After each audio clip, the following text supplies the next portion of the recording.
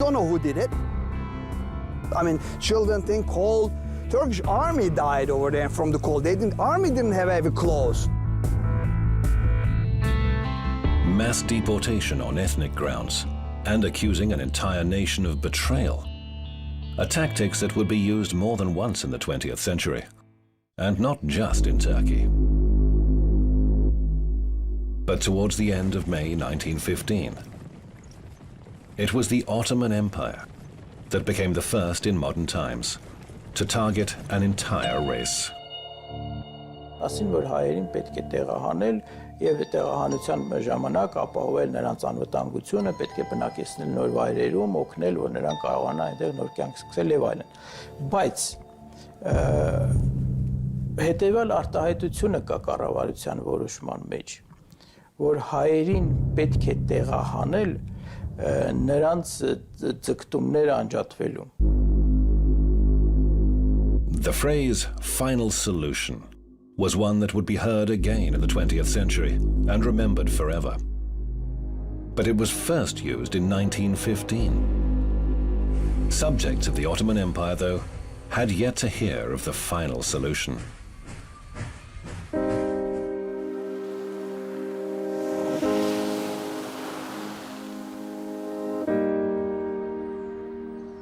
The number of Armenians who were born before 1915 is dwindling rapidly. Only a handful remain and are still able to describe what they saw with their own eyes. Khachik Pepesyan was born in 1910 in Kapisia village on the eastern Mediterranean coast.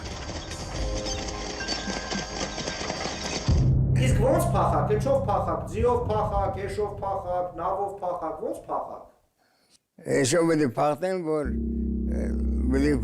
հետային։ Ձեր հին տնից ինչ տարակ ձեր հետ։ Շորեր տարակ մենակ։ Շորեր, բա ոնց։ Շորեր հավաքեցինք, ելան գնացին։ Դու լացում էիր, հիշում ես, լացում էիր, թե չէ։ Չէ։ Բա մաման, պապան լացում էին, թե իրանք չէին լացում։ Անպայման։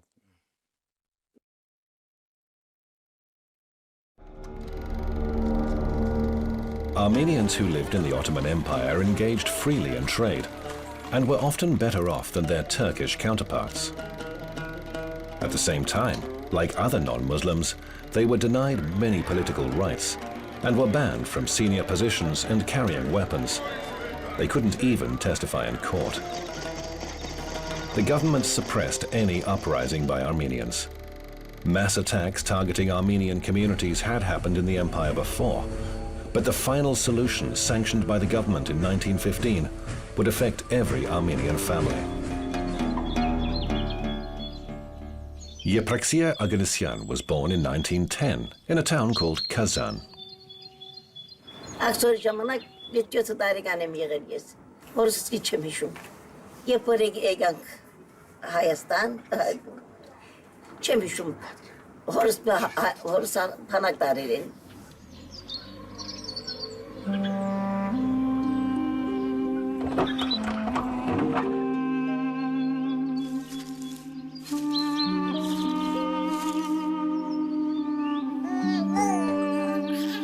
Մայր փոքր երեխամ ունի, մի եղբայրմ ունի, մի եղել 3-4 ամսական, այդտեղ թուրին փերանը մեծ քարմը գա եղել տատիկները գրեցին, այդտեղ երեխային թողեր են, ու գնացել են իրենք, երեխան այդտեղ մնացել են։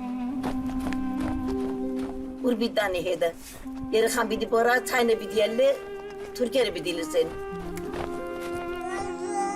Ուքրնեն պիտի սպաննեն։ Լստիպատ երեխային թողեր են այդտեղ։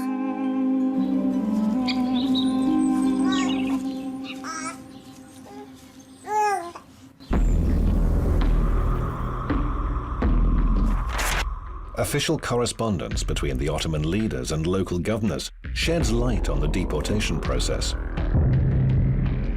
600 secret telegrams sent over 2 years are now kept in the Turkish National Archive. From different regions, but not to Syria and Iraq, where they sent the Armenians during the genocide. So 1914-15, Armenians were relocated from certain areas basically towards inside of Anatolia.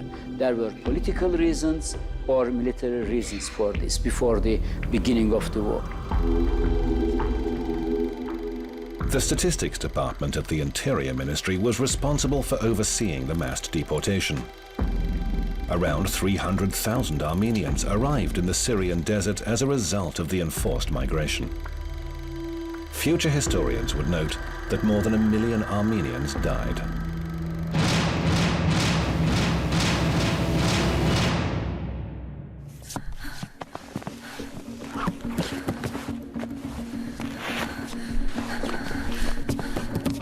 Garmi biberunin yağır hava kırın duneren. Türkiye'nin gerisi şıbırdı mı var?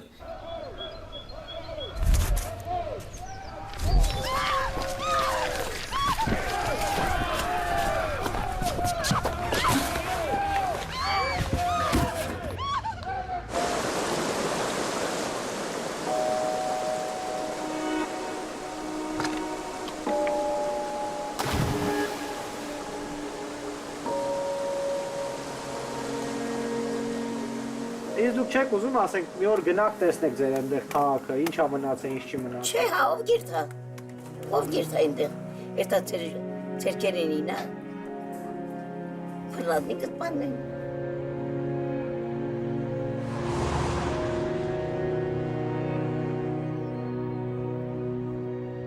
Northern Turkey, close to the Black Sea. Avakim Takhmazyan's ancestors were born not far from here. There seems to be no trace left of the people who lived here 100 years ago.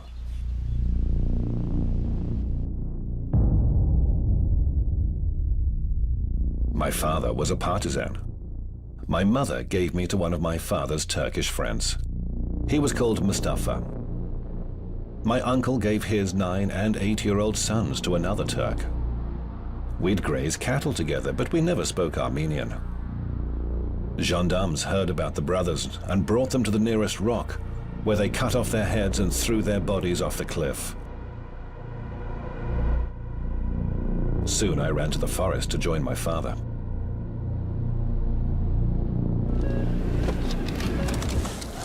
Здравствуйте. Трабзон, Кала. Трабзон, Кала, где находится? Не понимаете, да?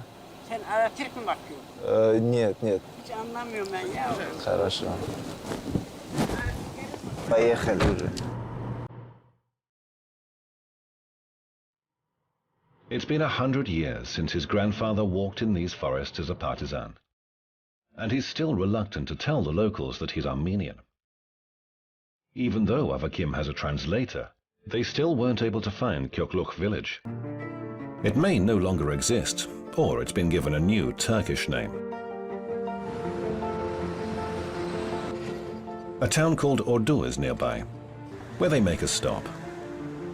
Among the street signs and billboards, Avakim sees a monument.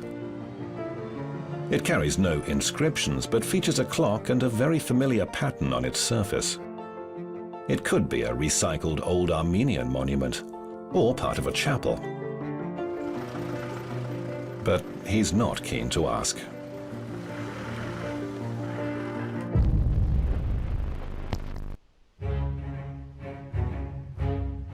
The USA was the only major power not to have joined the First World War by 1915. The US ambassador to the Ottoman Empire in Constantinople, Henry Morgenthau, represented the interests of several countries that were fighting against the Turks. American consuls reported the atrocities that accompanied the deportation of Armenians throughout the country. He had the consuls' reports, he had his meetings with the Turkish leaders, and he talked to ambassadors and other non-official people who were in Turkey, and he gained a lot of trust of all of them.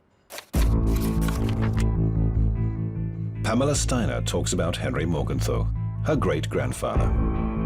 Following in Henry's footsteps, she became an activist for Armenian genocide recognition.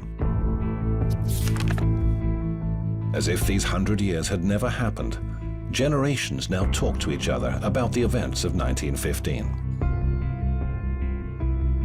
He had the role of being, while he was ambassador, of trying to stop the genocide. He really did. He talked to everybody, ambassadors. He also used reports from ambassadors for his knowledge.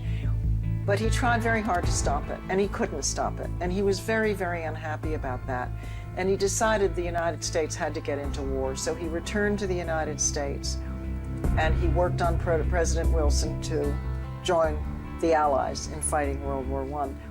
But for the Armenians, he also did something kind of amazing. For a former ambassador, he started a non-governmental organization to help take care of the Armenians.